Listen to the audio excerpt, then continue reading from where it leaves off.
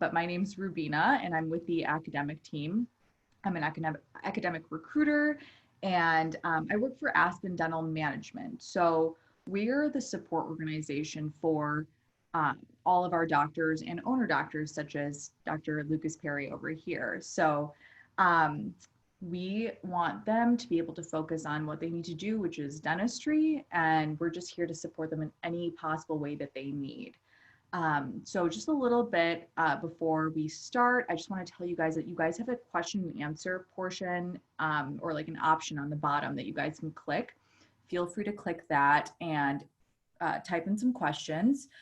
There is a raise hand option, but unfortunately we're not able to communicate verbally during this. So the best option is just type your questions in that box, and it looks like I already have one. So that's great. Hello to whomever just said hi, Rubina. So the conversation is going to go based on the questions that you guys have asked and submitted prior to. So when I invited everyone, I submitted a Google form and a lot of you have filled out a lot of questions. So we're going to go ahead and ask those questions as well. So as we speak, Dr. LucasPerry is going to answer the questions, and you're going to see me a lot like looking over here. And that's because I'm looking at a second monitor to read those questions off and know how to make this flow, make this all groove perfectly. So if you see me looking to the side, it's not that I'm not paying attention or I'm looking at some sunset or whatever it is. It's just I'm focusing on what to do next and, you know, letting Dr. LucasPerry do her thing. If you also want to ask questions privately, that's an option too. And you'll see that when you go in the question and answer box. So I think that's it for me. So without further ado, Dr. Victoria LucasPerry, if you could introduce yourself and give a little quick introduction. Hello, everyone. Thanks for attending. I will kind of preface mine with if you see me looking to the right, it's because I'm making sure a 2.5-year-old isn't coming through the door. But I currently have been with Aspen for around 7 to 10 years. I would say 7 years now.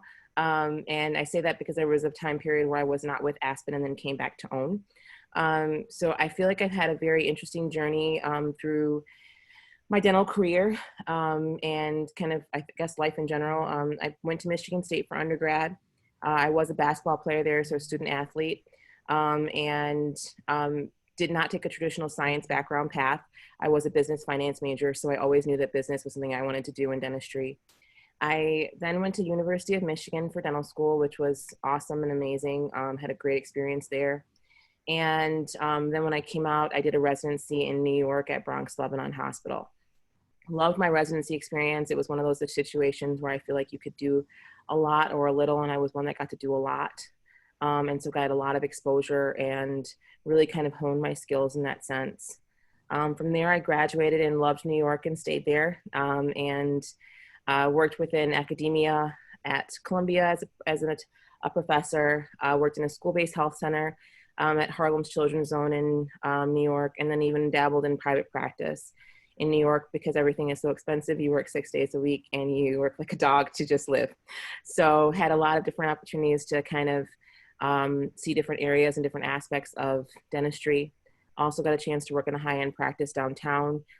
So a lot of cosmetic situations and, you know, things along that nature. Ended up having the opportunity to come back and work for Aspen back home as an associate. So I started as an associate with Aspen, working in multiple offices, kind of going around and getting experience that way. Ended up in Saginaw as my first MCD position, managing clinical director, which is the next step up from an associate. And then left and actually was an attending at Bronx Lebanon for a little bit as attending at the residency that I was at, and then ended up coming back to Michigan with the opportunity to own. So that's kind of where my journey started as an owner. Since then I have acquired 5, well, it will be 5 as of September, practices. I started with Livonia. Lake Orion is my second office, and then Chesterfield, Canton were this year, with Roseville also opening, like I said, in September. So it's been a crazy 2020 for myself with COVID and buying practices and still trying to grow. And I think that kind of is my journey within dentistry and where we're at now. Wonderful. So I had a few questions. One's a kind of fun one. Spartans versus Wolverines. Oh, you already know. Spartans all the way. When you play sports at a school, you got to have your loyalty there. I swear. So, yes. Yeah. That's an easy question. I mean, Michigan's great. Don't get me wrong, but there's nothing like Spartan athletics. So Go green. Yeah, go green. Yeah, I feel like I know a lot of dentists that went to MSU undergrad and then U of M grad, and no matter what, they still bleed green. Always green. Go green, go white. Exactly. I think there's another question here. Yes. So what is your method when it comes to shadowing? Is that something students can do? Is it something even practicing dentists can do? How does your shadowing methodology work? So I am at heart a teacher. I feel like that's something that I just do naturally. Hence why I feel like I gravitated to maybe some academia and being an attending and things along that nature.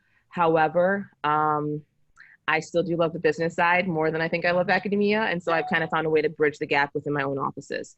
In my offices, we do a ton of teaching. And so I'm always open to people shadowing. I think that you don't know what you don't know. The problem is that my schedule is kind of crazy at the moment. So I'm constantly kind of going around to different offices, really trying to focus on rebuilding.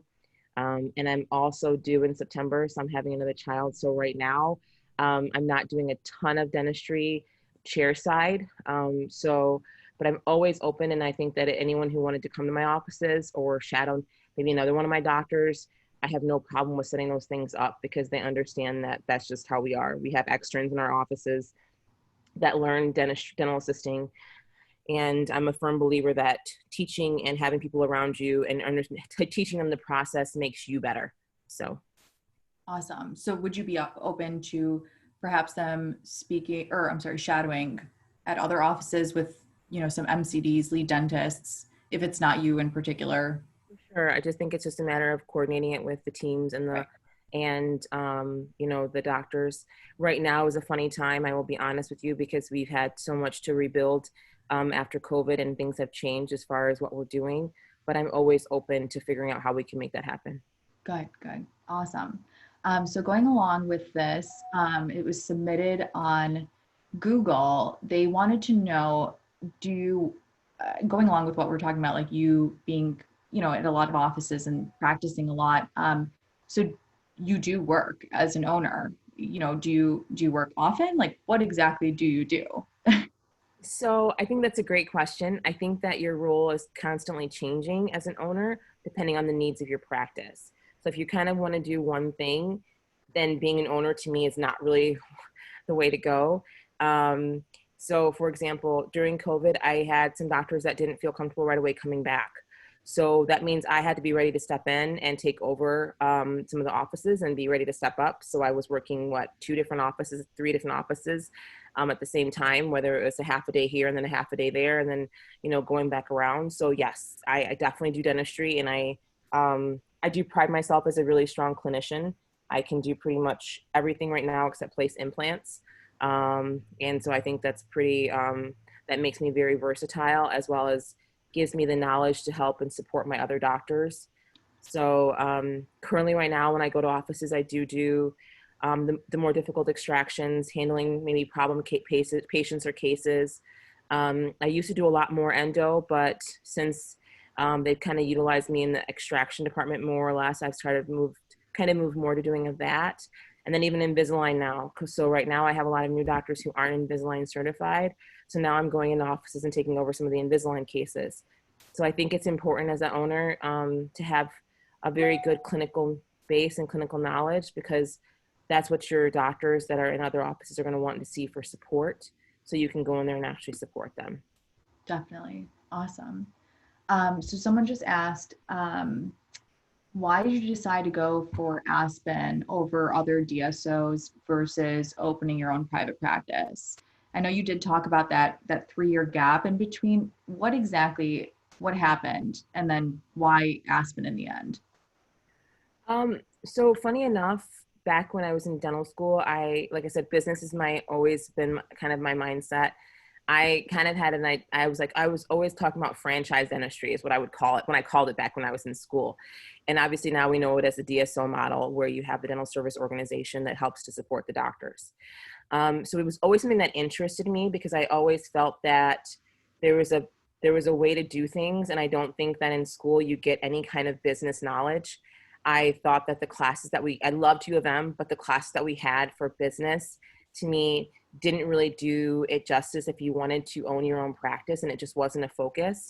So I think that kind of similar to like a Walmart or like the eye industry, where you have someone that has the business knowledge to come in and kind of take over the sector, and you have to kind of understand trends. And to me, I understood that was to me a great way to go.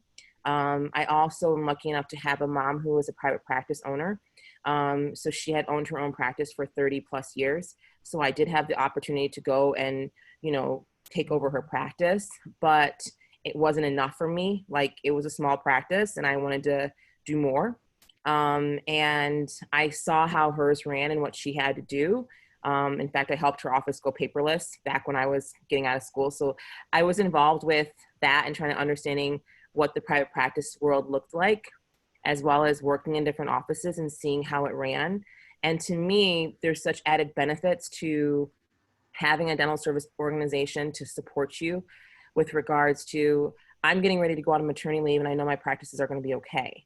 Like, how many doctors can honestly say that if it's their own practice, and I have tons of resources, tons of support, tons of networking, and they're always on the cutting edge, on the top of the line, trying to figure out what's next. And as you'll find as a clinician, it becomes very hard to do both. And if you want to be great at both, to me, you have to figure out how to get that support in the right way. And I feel like Aspen's that kind of model. I knew when I went in that I was like, this is a phenomenal model. I loved the culture. I loved what they were reading. I loved how they valued their doctors. So all the things that I thought that were really important when you're looking at trying to run and open a business when it comes to dentistry, I feel like Aspen offered, and that's why I went that route. Wonderful. So someone just asked, so how, sorry, there's a couple. How long did it take for you to become an owner with Aspen Dental? Was it immediately? Did you? No, it wasn't immediately for me. But also I was in a market where Michigan's a tougher market to own because it is heavily saturated with POPs. So you have to also keep that in mind. And I think the things are changing within Aspen. They're also opening offices a lot quicker than they used to. So I think that's something that's also to keep in mind. So when I was coming up, I think it was really important. And I'm someone who likes to know stuff before I jump in. I'm like, I need the experience. I need to understand what this is about.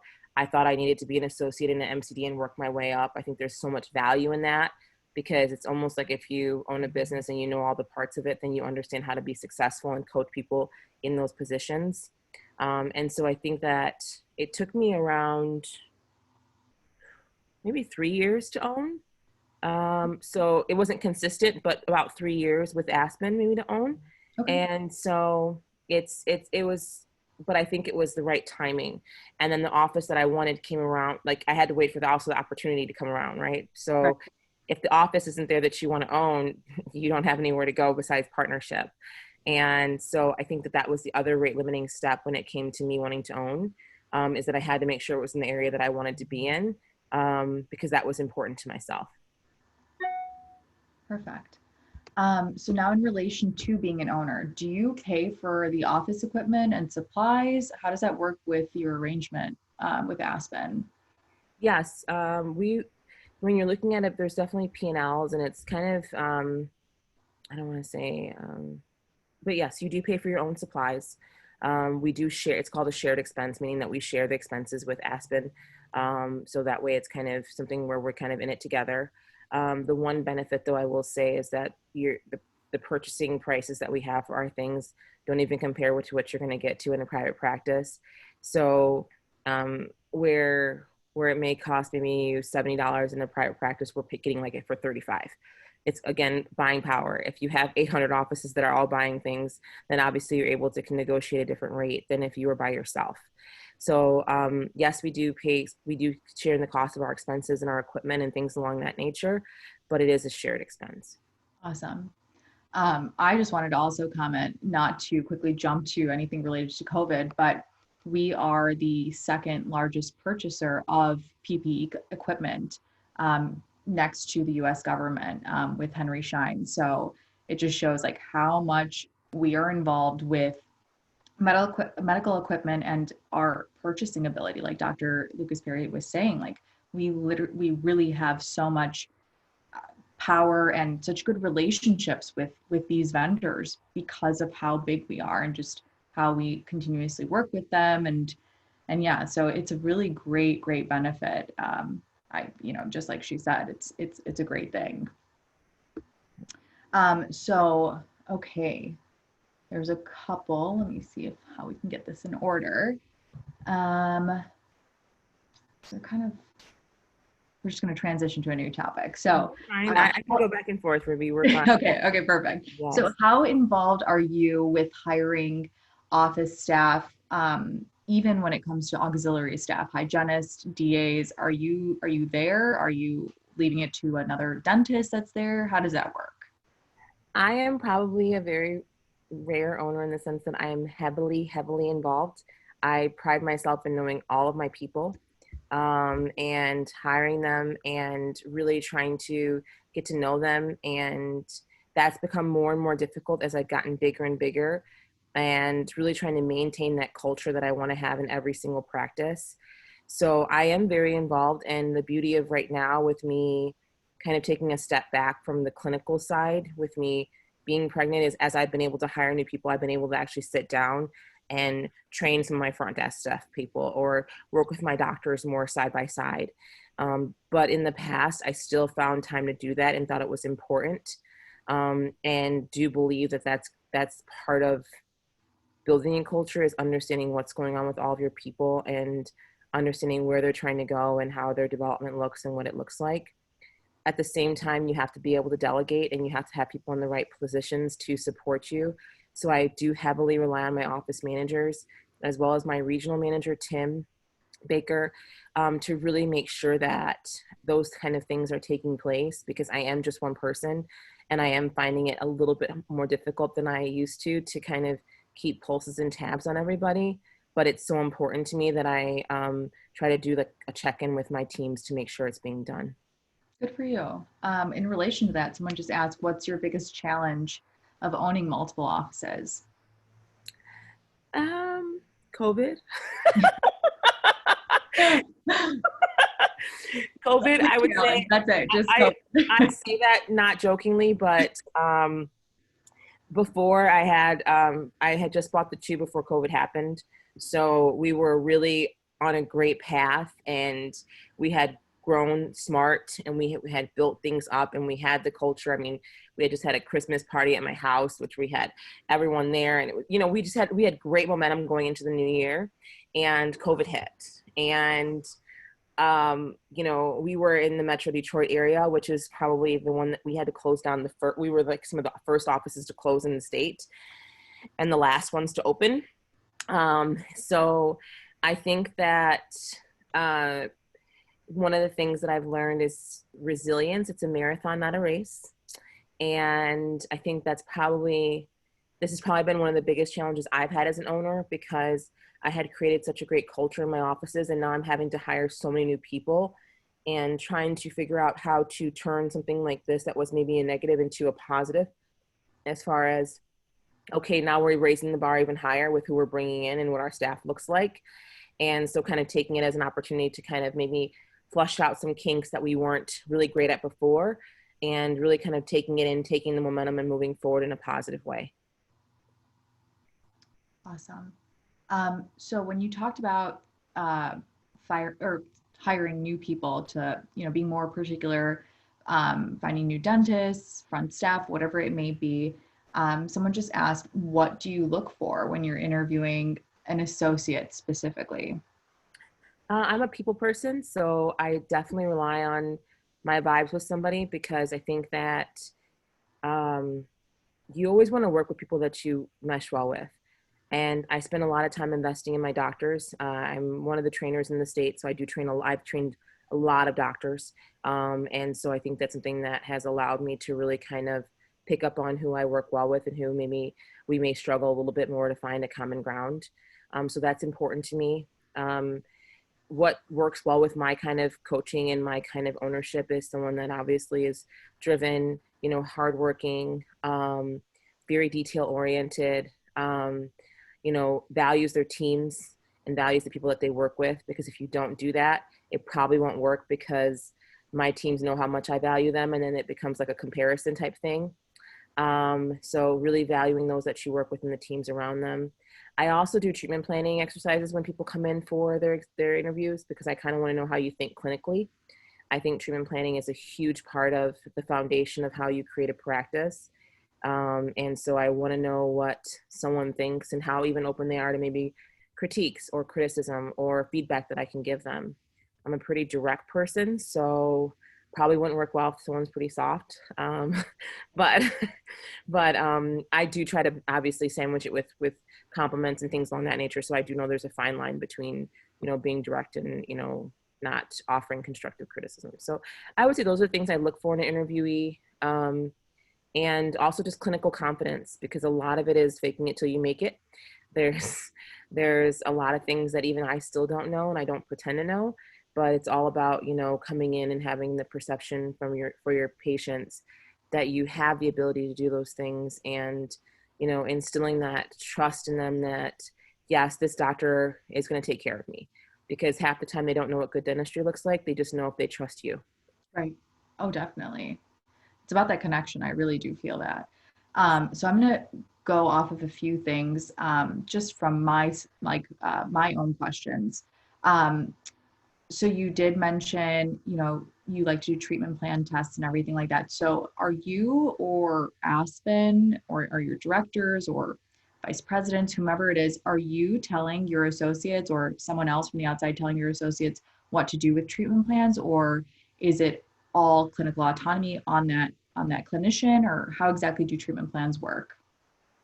No, I think that's a huge misconception. And so in my offices, we all have clinical autonomy on what we do and what we don't do.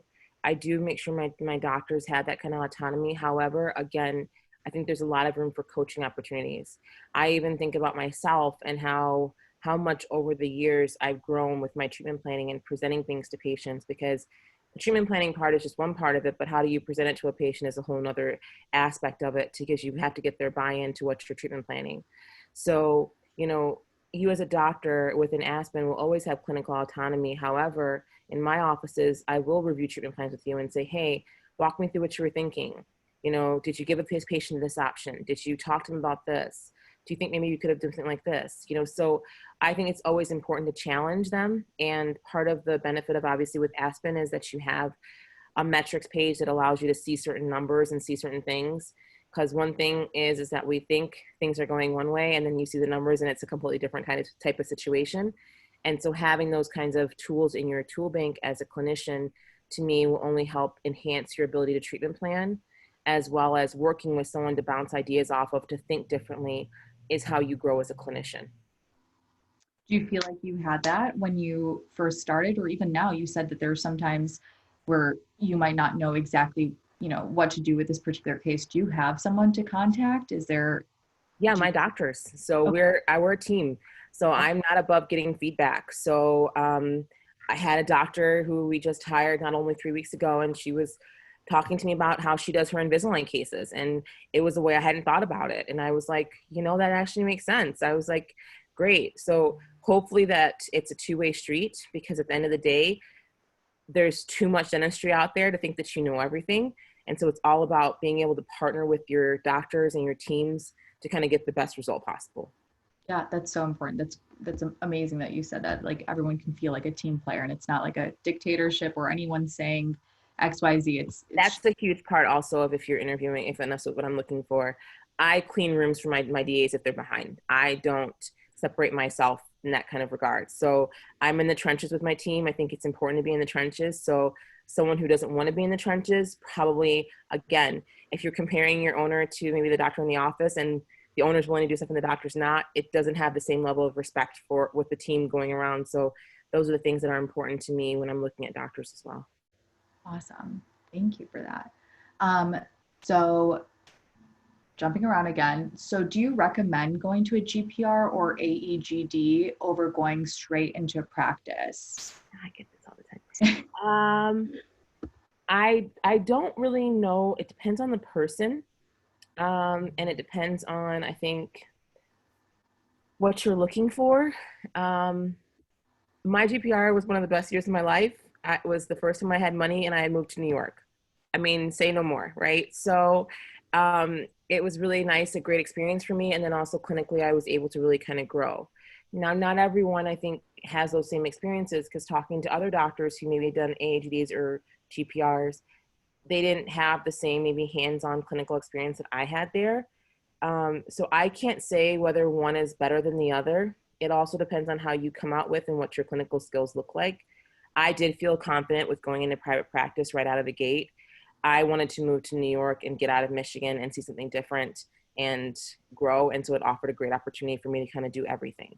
So I don't think there's a wrong way to go, but I will say if there's any kind of clinical doubts or you don't feel confident to go out and be like, yes, I'm ready to take on the challenge of kind of working on my own, then I do feel like an AHED or GPR will be important for you, because there's nothing worse than being in the office and even if you don't know it, not having the confidence or the, gumption to kind of go after what's in front of you. That's the most difficult part. So do you hire those that haven't gone into a GPR or AEGD? I definitely have. My previous MCD of Lake Orion, she was a new grad and was with me for 3 years and definitely grew and had no other experience. It is definitely a lot more work and a lot more of an investment on my end when I do hire a new grad in that kind of way. But I definitely feel like with the right attitude or the right kind of person, it is worth the investment. Awesome. So I hear that, this is a question, I hear that Aspen has partnership opportunities. Do you have any partners? If not, is that something you're open to? I don't yet, but that is definitely something I'm open to, and something that I think is important as you continue to grow as an owner. Because like I said, again, you can't be everywhere. And so partnering with someone who has shown that they are willing to make the same kind of investment that you are in growing your team, growing your cultures, and helping your patients at the level that you want to be done is someone that you want to kind of obviously grow with. So just like I'm growing with Aspen through my offices, I would love that. I would love the opportunity to find the right person to kind of grow with me within my office. Definitely. Would you partner with your sister? No, she's doing her own thing. She's just doing her own thing. Good for you guys, separating. No, everyone's separate. But we do collaborate. And so the collaboration is great. Okay. But that would be probably a lot of Chiefs, not a lot of Indians, a lot of Chiefs. Just so if you guys have just tuned in or you just didn't know, Dr. LucasPerry has her sister that works for Aspen as well as her mom. So it's a nice big LucasPerry family with Aspen Dental that they've done wonderfully. And I don't know if you want to elaborate on that. Yeah, so I have, my mom is the one obviously who gave me the opportunity to be an associate. So she didn't start me off as a lead doctor. She started me as an associate. And again, I think there was a lot of value in that. And she has 6 offices in Michigan. And my sister, who is public health and did a lot of non-clinical dentistry as with her public health specialty, came to us with Aspen later after me. And she is now getting ready to own her first practice. And my brother's in dental school at U of M, whoop, whoop, right? Patrick, shout out to Patrick. And my other brother is a hygienist. So we definitely, and then I have a sister who's an actress. So she's kind of out there, but she's probably the most talented out of all of us. But New York, is she New York, right? What'd you say? Is she in New York? Yes, Yeah. yes. I actually did book something on Broadway. So, and then COVID hit. So, like I said, it's COVID has been Yeah. yes, yes. But I will say that our family get-togethers, we do talk a lot about Aspen. It's a lot of it. A lot about dentistry and Aspen, and your other sisters have like, can I just dance for you guys? Like, what do you want? She says, it's funny, she'll say something like, so the incisal edge of that mandibular tori. I'm like, what? So she'll make jokes around that. Hilarious. Trying to get involved in the conversation in that. Just fit in somehow. Good for her. Good for her. So, okay, we had a couple more questions. Do you train your lead dentist to eventually, strive to become a partner? Like, what happens after they become a lead dentist? Do they ever separate from you? Like, have you had that kind of journey with a lead dentist? Because I've only owned for 5 years, and remember I had one practice and then two, just the two offices. I think that now that I'm kind of more at the 5 range, it's going to be even more important. I don't think you ever can train someone to want to be a partner. I think it's something that they have to kind of want for themselves.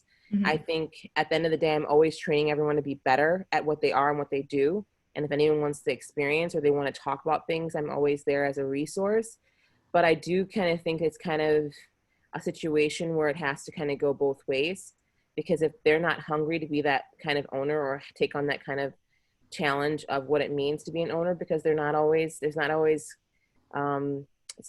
easy. It's not always the most pleasant. It's not always, prosperous. There's those months or those times like where COVID hits and you have to be ready.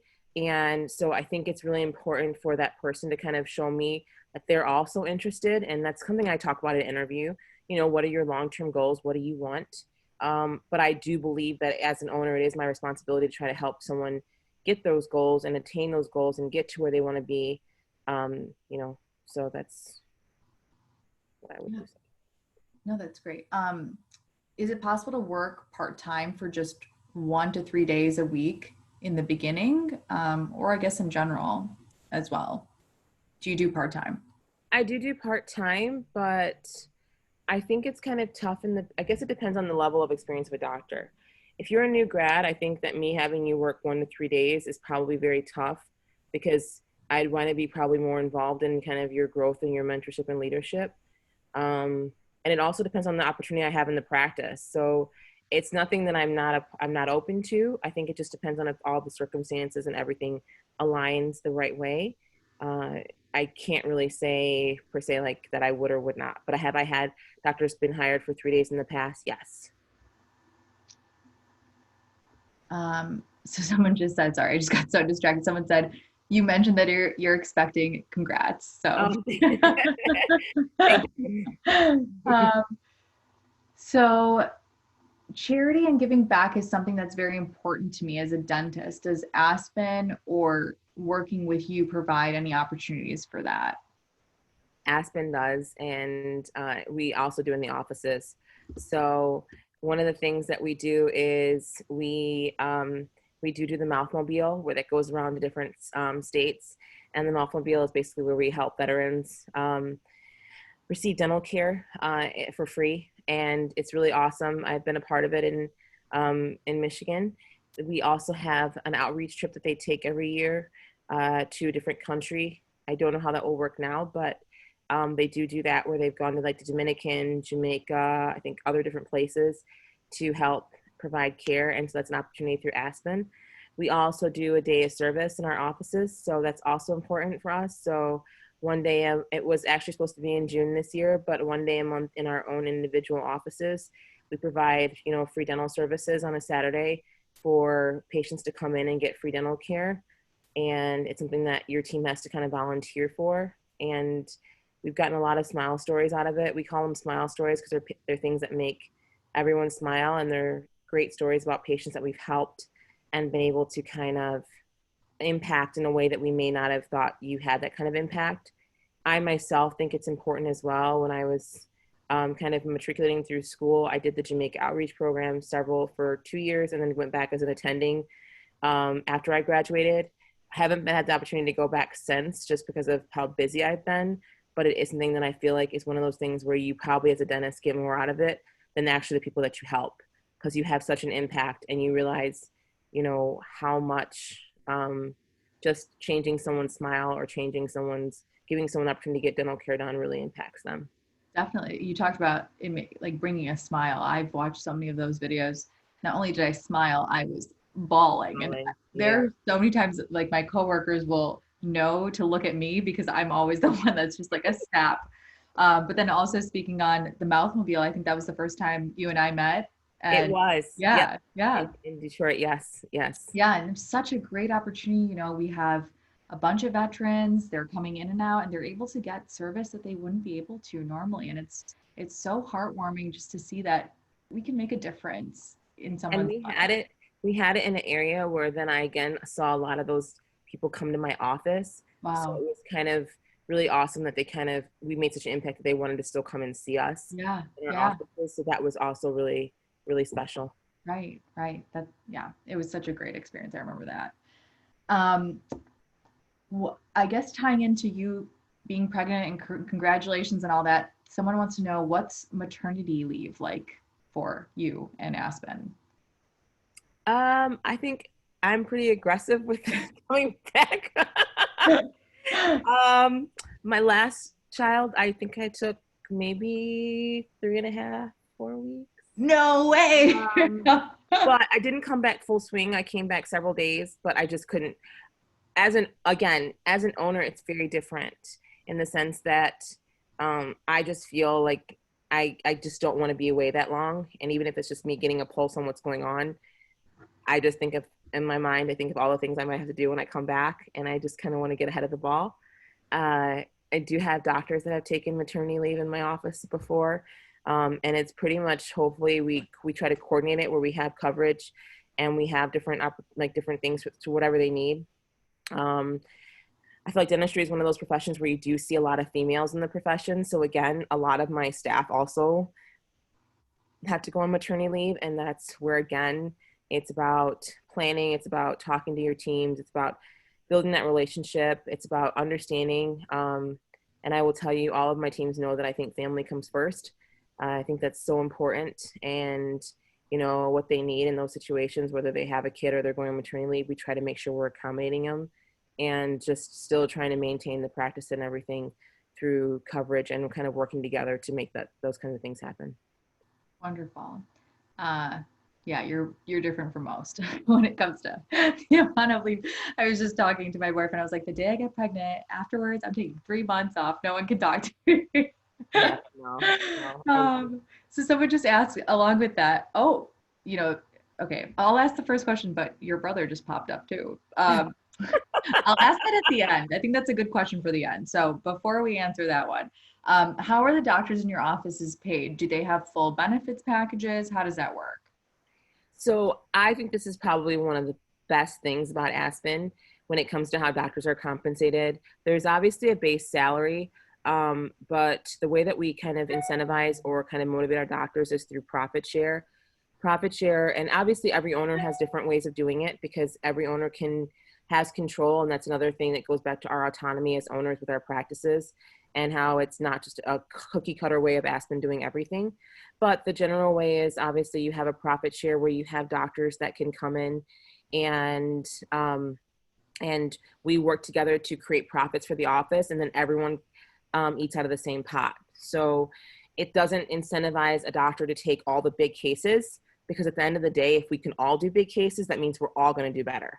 So I think it kind of is more of, again, the collaborative learning type environment that promotes doctors to growing and being able to do more extensive procedures like place the implants or do the root canals and do those kinds of things. Because at the end of the day, if the office is more profitable, then everyone kind of gets more. So, and the profit share is based upon that, and it's a certain percentage depending on what level you're at in the office. Definitely. I mean, you see a lot at like private practices where dentists are fighting over a certain procedure. They want to have that crown. They want to be able to seat their crown and not have someone else do it, because in the end, the insurance is going to pay that provider. And it's just like it's a war of who can do what.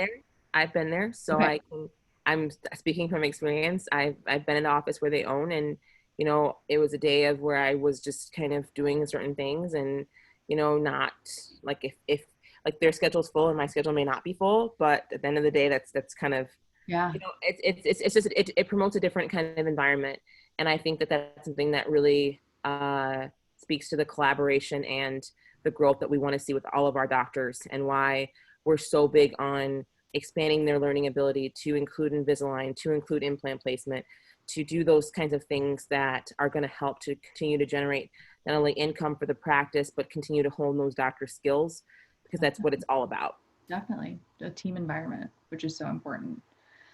So I'm going to transition into COVID focused questions because I have a couple from the Google form and then one that was just placed in our session right now. But before I do that, I just wanted to let everyone know that in this session, or anyone that sees this session, because it will be posted afterwards, that, you know, Dr. LucasPerry, having offices and being an owner, she has a couple of positions open. So she's looking for an experienced dentist in the Chesterfield and Lake Orion area. So, you know, if you do have, you know, a desire to work for Aspen, especially after watching this and learning about us and seeing how we are and everything like that, or just even have questions, feel free to contact me, and then we can get in communication with Dr. LucasPerry too, for further answers, or, you know, guidance on what you're looking for. But I just wanted to put that out there, that we do have opportunities in the Metro Detroit area. So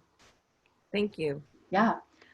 So what policies are in place in your office to protect your patients and office staff during this lovely COVID-19? I think the biggest thing that I would say, and been the hardest thing to kind of implement, is making sure that our team knows that we're not just protecting against patients, but we're protecting against each other as well.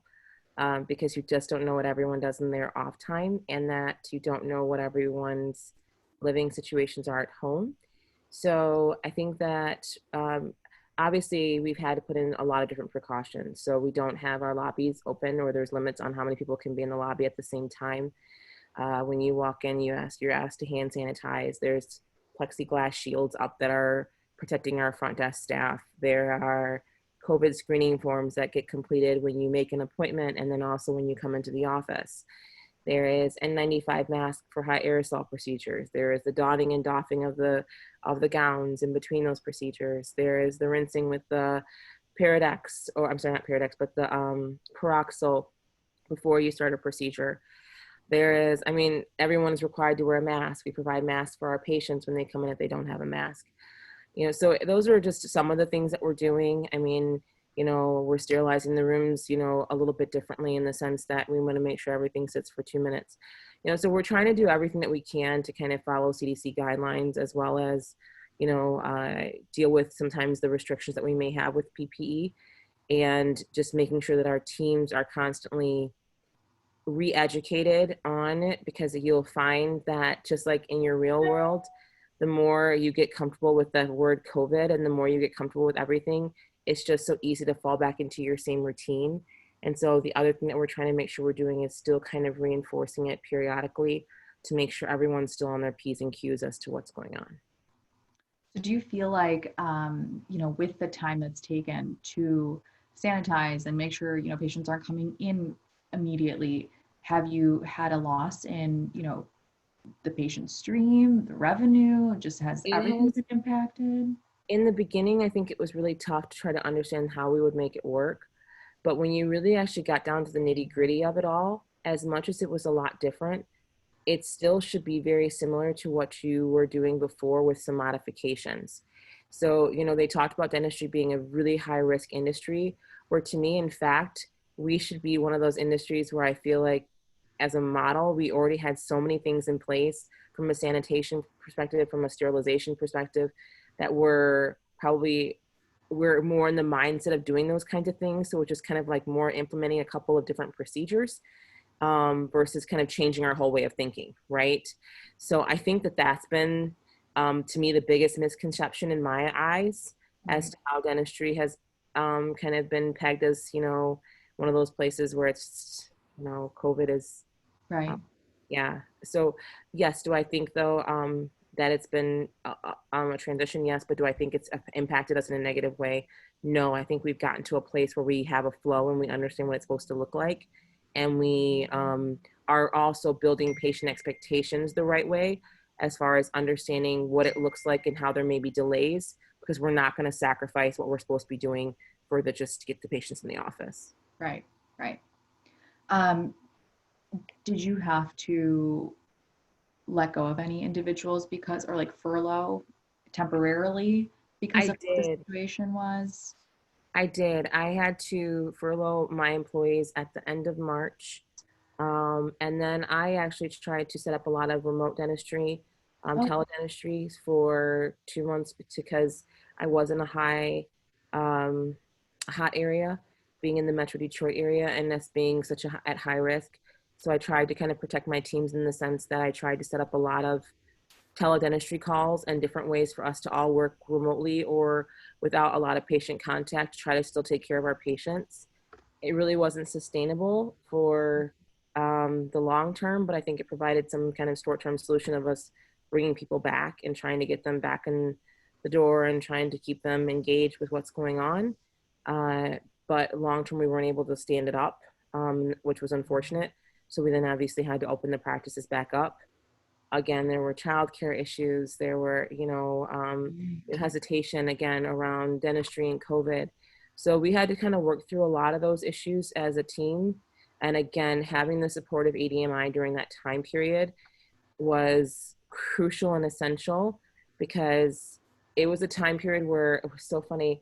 I was watching a podcast and they said, there has never been a time where dentists have come together more than during COVID. Like you had people reaching out to other dentists that they may not even reach out to try to figure out what they're doing because this is like uncharted territory for everybody. So to have a whole team behind you and a whole bunch of dentists that you can bounce ideas off of and can rely on for support during this time period was priceless and something again where I again feel like I made the right decision partnering with ADMI. awesome. And ADMI, if anyone doesn't know, is Aspen Dental Management. So I'm so glad that the partnership really helped because I've heard a lot of private practices struggle. Was there any point, someone just asked, was there ever a point where you had a PPE shortage? You still have to act like you have a PPE shortage now. I mean, Oh, it's not, I don't, I mean, we definitely have more supplies than we did in the beginning as far as for N95 mask options and things along that nature. But, we're still trying to doing things to kind of make sure that we're still protecting things because you just never know when a second wave might hit and you never know what things are going to look like in the future. So we're being diligent about making sure that we're maintaining the supplies or being conservative with the supplies we can be conservative with, but not sacrificing any kind of patient care. right, right. So on a lighter note, I guess on a lighter note, but if COVID didn't happen, would you be on any summer vacations right now? Yes. Yes. Oh no. Yes, I would hopefully be in Florida.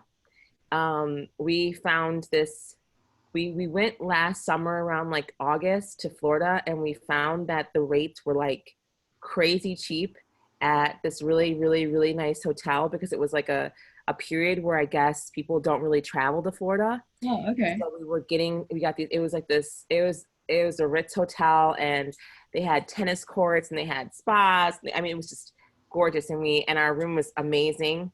And we got it for like these crazy cheap rates. And I love to play tennis and play sports in my meantime.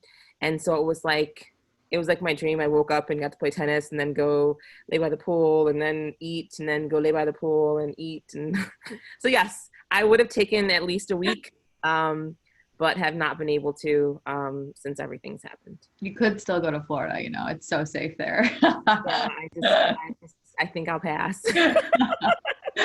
Okay, so I'm gonna finish this with one last question from drumroll, your brother.